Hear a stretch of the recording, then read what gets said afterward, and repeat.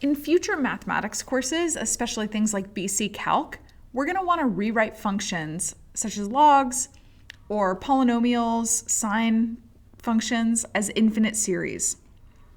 In a previous lesson, we saw that the sum of 1 over n factorial to the first 25 terms was approximately e. And in fact, if we let that sum go all the way to infinity, it does converge to e. It's one of our alternate definitions of e. Another one that we've seen already is the limit as x goes to infinity of 1 plus 1 over x to the x power. So this one wasn't a sum. This one is. So we want to look at sequences in series that converge. And converge means that it has a limit to infinity that's a finite number.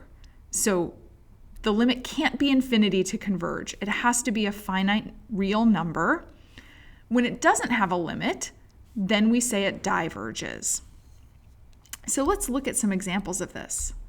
So here was that sequence from the first example, and we said that the formula for that was n plus 2 over 3n plus 9. Let me just confirm that that's what we said.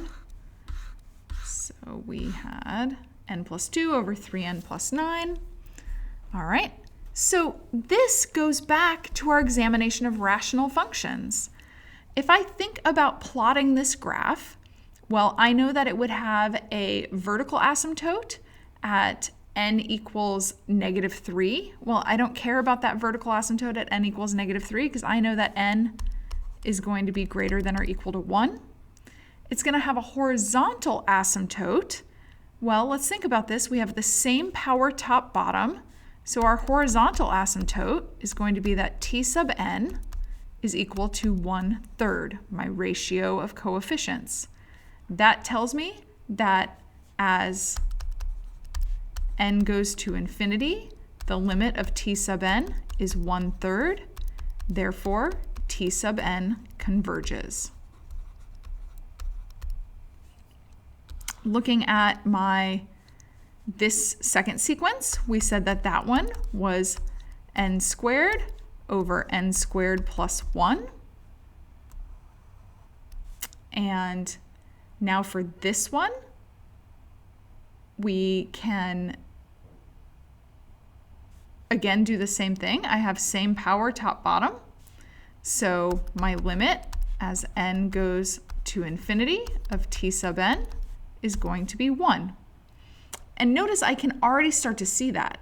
1/2 is not close to 1, but 4/5 is 0.8, 0.9. 16 over 17 is going to be even greater. If I think about the 100th term, then that's going to give me 100 squared, which is, it's not 100,000, it's 10,000.